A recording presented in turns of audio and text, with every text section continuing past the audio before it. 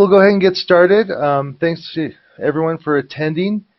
Today we're going to be going over database maintenance tricks. I'm going to go ahead and mute the crowd, and if there's any questions, please use the chat box down below. Alrighty. Well, welcome. Again, this is Keystroke Live, Wednesday, October 12th. Keystroke Live is every Wednesday at 10 o'clock Mountain Time. And today we're going to go through some different things that have always been in Keystroke for a long time now, and some of the not so well used tricks that we can actually use in here. We're going to talk about the different database default screens. I'll probably be spending most time on inventory and customers.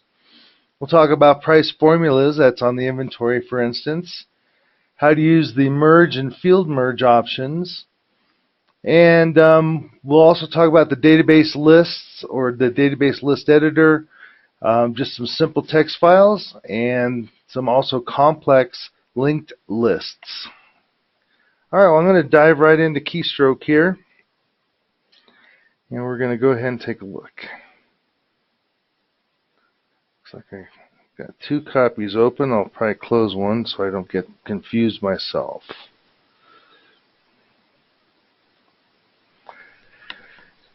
Great, so we're going to just start talking about the Keystroke and the default screens. This is one of our inventory items in our sample data, and it of course shows all the good information. This is called the main screen. You'll see that at the top left. Down at the bottom right are other screen files. For instance, we have order data. We have a more data screen down at the bottom. I'll click on that here. We also have custom screens and so forth. I'm going to go back and we're going to just talk about the main screen in general today.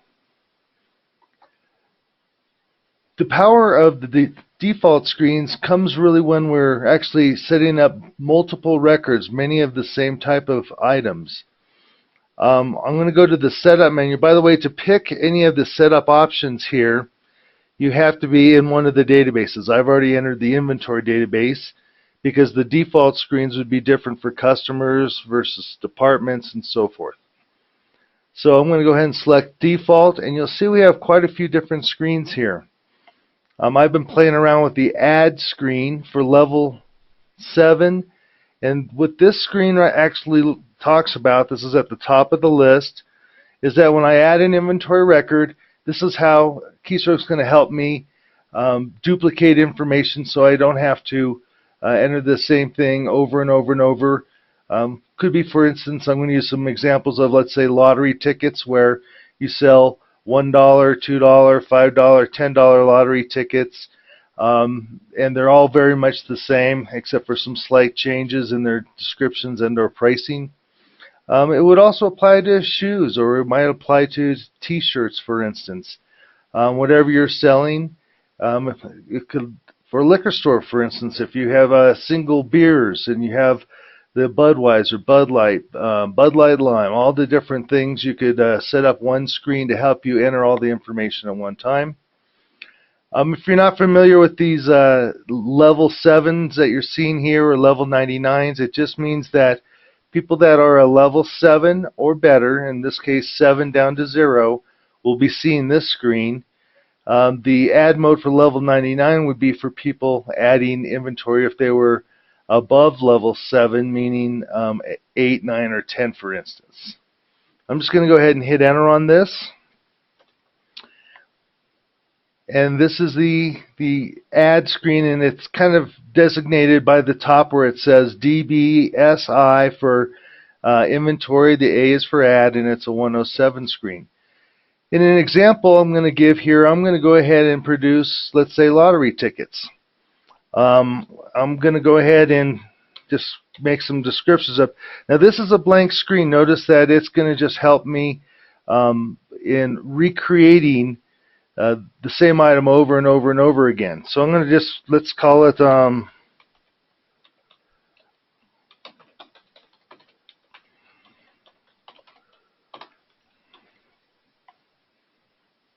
Oh, I'm just making up names here now. High money $1 ticket, for instance. I'm going to use some of these formulas down here, and I'm going to go down to the base price, for instance. And I might have a class called Lotto, so I'm going to go ahead and put that in here. I'm going to use uppercase.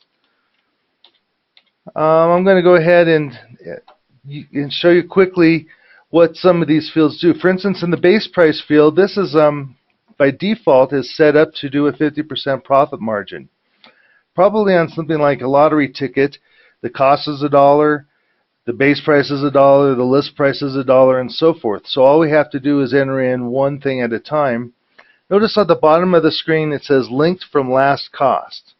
I'll go up to the last cost, and you'll see at the bottom of the screen, right below alternate codes, it says linked from cost. So the idea here would be is if I type in a cost, it's going to cascade all the other fields for me automatically. I'm going to go in here and just remove formulas. We'll talk about them a little later. I'm going to actually remove them over here too. And let's say we have a department. We want to put it in, and we'll call it Lotto. And I'm building my database default screen here, but I might ask myself, gosh, should I already create a lottery department? Keep in mind you can do lots of things at the same time in Keystroke. One would be hitting the F12 key for the query. And maybe I want to take a look at my departments real quick. And I look in here and I say, you know, I didn't really set up a lottery department, so why don't I go ahead and hit insert and just add one on the fly.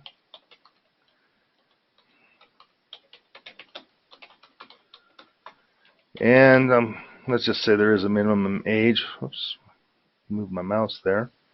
I'm just going to leave this as it is here, hitting F10. Now lottery ticket is on the list. I just want to make sure it's in the database before I start adding it to each and every record. So I'm hitting escape now. Now I'm back to the database screen where I left off at. Let's say these are going to be the sale unit would be each, but you could always change it. Maybe you want to call it like, you know, ticket or something like that. Probably a non. Going to the tax code now. I'm going to do N for non-taxable. And let's say that's all I want to do at this time. So when I start adding new items, it's going to pre-fill a lot of this stuff for me. I could go on and on with this, but I'm going to leave this as where it is right now. I'm going to hit the F10 key. And it asks me if I'd like to save it. This is where you could change security levels for certain people. You can change it from an add to a view screen and so forth. And we're just going to keep this here.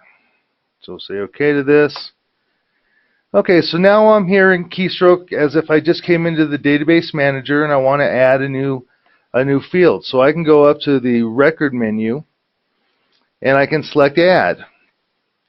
And notice it populates things for me automatically. I'm not going to use the product code field in this example. But notice it does already fill in the sale unit over here, which is this TKT, my little shorthand there. It's a lotto ticket. So I can go through and just say, okay, this is a $1 ticket, and I hit enter on 1. It populates all the fields for me. Well, now I want to make a $2 ticket. So all I have to do now is hit the page down key. That'll automatically save this record and start a new record. This is stock number 128. Page down, now I'm on 129. So maybe I want this to be a $2 ticket. Come down and put in a cost of $2 and it makes it $2. Everything's filled out. Maybe I want a $5 ticket. I'm going to hit page down again. It auto saves. So now it's what this screen is doing. It's saving me a lot of time here. I don't have to fill out every little single field. I'm just letting Keystroke do it for me. This is the power of the default screen. So I'll hit page down again. And then one last one. What the heck? I'll just make a $10 ticket.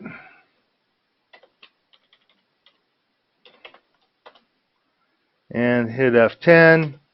And that's saved. So now in a matter of a few minutes I have a $10 ticket, a $5 ticket, $2 ticket, and 1. And let's say that, okay, That's the high money lottery ticket, but now there's one called Simple Scratch or something. So I could come in here and just change one word in my default screen and add the 5 or 10 of those in there and so forth.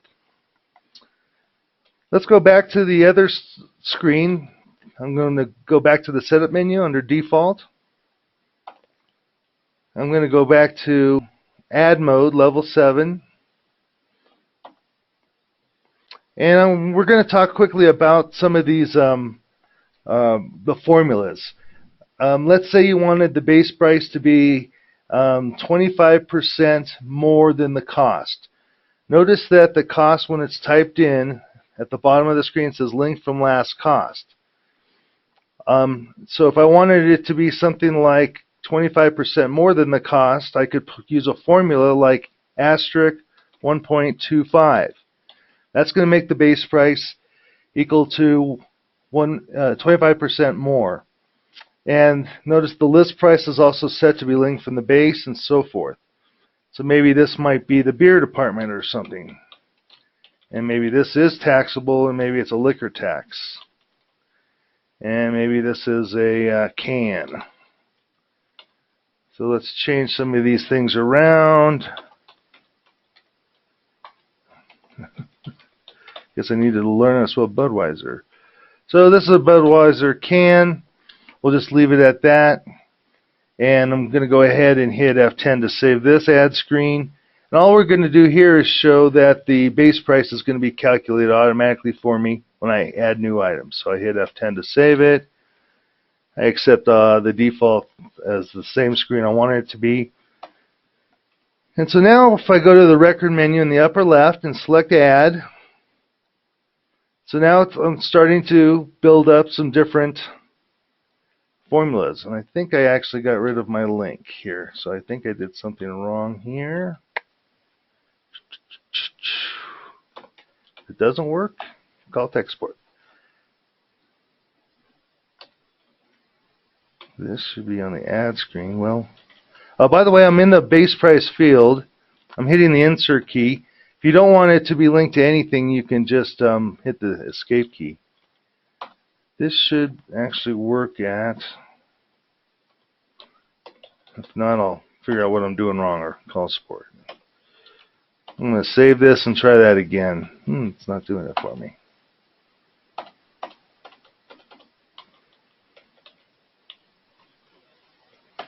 Sorry about that.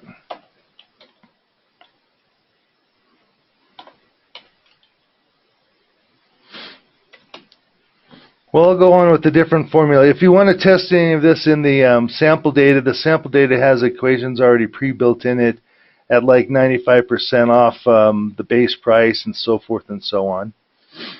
But I don't want to get hung up on this too much. I did want to go back and also talk about the linked lists. So to show this example, I'm going to go to the database, the customer database. We already have some sample data set up that kind of shows you how this works. Let's say if I go to the salutation field when I want to add customers and I hit the insert key, it brings up a short list. I can make this list, and this one is a simple list. If I want to add something to this list, I just hit insert a second time, and it brings up what we call the database list editor. Let me see if I can switch screens to show you. This should be coming up here. So this popped up a database screen and asked me to answer yes if I'd like it to be a simple text formula. I want to make sure my screen refreshes. So this is where I could change or add different salutations. You know, you might work for the military, so you might have things like a sergeant, or colonel or something like that, if you wanted to use that idea. And so I could delete some of these, like maybe I don't want Miss right here. You know, I could have put it up,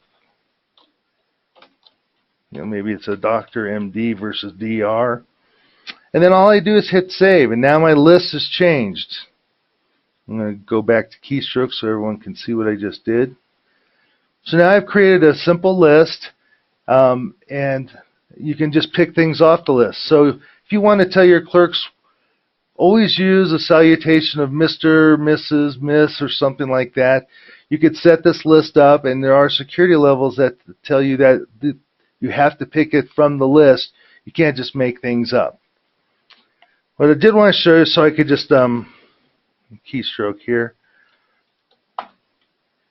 You'll give it a name like that and so forth, and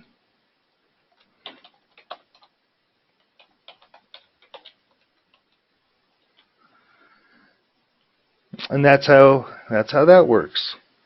Let's go ahead and talk about a powerful list. We do keep kind of an updated zip code list.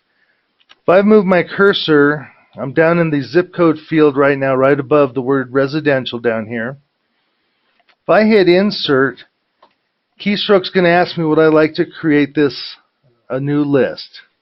When I answer yes, it knows that this is a special field, and I'm going to flip over to this other screen, and it asks me would I like to initialize the default list. I'll wait till that. So this comes up, would I like to use the default keystroke list, which is a list of zip codes in the United States. When I answer yes, and then it asks me do I need to view the list, I could say yes if I want to view it right now, or I can just say no. If I say no, I don't actually need to see that list in the database list editor, but here it is right here. And I can find different zip codes, like 80435 is Dillon, Colorado. But you don't even have to pull the list up. This is a complex linked list, so if I were in the, I just hit escape there. Oops, I better change my screen. Let me go back and show you what I was doing there. So this should be coming back into keystroke here. If I type, so there's a list of all the zip codes in the United States. It's relatively current. Every so many odd years we go get a new list. So you could type in and find a different zip code, or you don't even need to hit insert to pull up the list. If I just hit escape and I'm in the field, I could type in like 90210 for Beverly Hills, right? When I hit enter, it's going to pre-populate the city and state. Or I can go back and change it. I can put in, 80443 for Frisco. That's here in Colorado. And it automatically will find that and populate that for you. These zip code lists work in the customer database, the vendor database, and the clerk database. And all you need to do is hit insert twice and answer yes to initialize them. All right, let me see what else we're going to touch base on. One last thing I wanted to talk about is the merge and the field merge. Let's see, I think I'll do this in Database Manager under Inventory this time.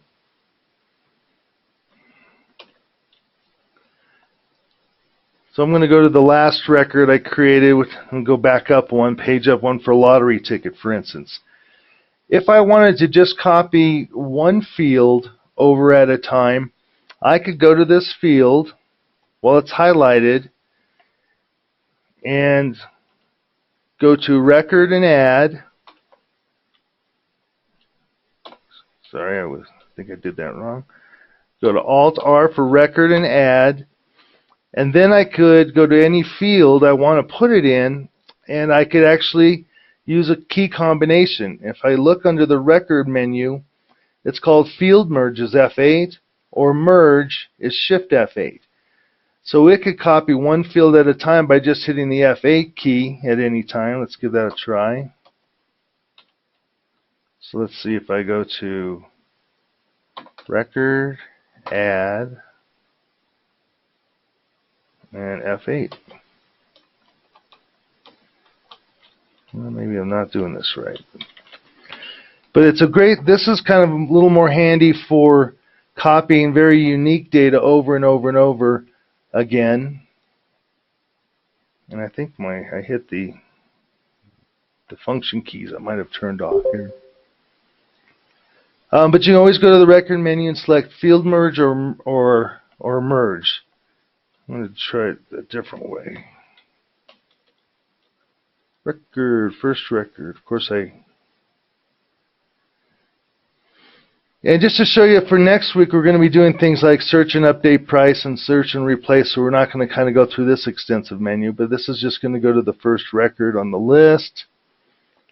If I want to copy this entire record to a new record without touching the default screen, I could just go up to record and add, and then I would select record and merge. And then it copied all the fields over. It did not copy the product code field because I have it set to be a unique field, so it left that one blank. But it actually made a brand new copy of one record, and I could be on a different record now, for instance. Let's go back. Let's say I was on, okay, the Steno 11-inch writing tab. If I want to really copy a lot of complexity, notice that the prices are all different. There's a quantity 3 for $2.99. You wouldn't want to spend a lot of time setting this up, but if you just wanted a copy of this record and make a small change, you start on the record, you go to record, add, then you go back to record and use merge, and it brings everything over into a new record. And maybe you're, going to change this one. It's the blue colored tablet, and maybe you have a slightly different price. It's 3 for $3.99 instead. So there I was able to copy an entire record at one shot without going to the complexity of the database default. And F10 to save it. Well, that's kind of all I wanted to show you today. It's a quick and easy explanation. We can give this to your end users if they want to take a look. I'll go ahead and unmute the crowd here. If anyone has any questions about this or any questions about what they may want to see next time, let me go double check what we're doing next week. Oops. There we go.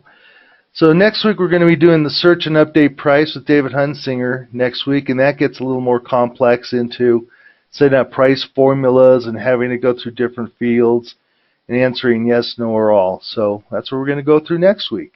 Are there any questions?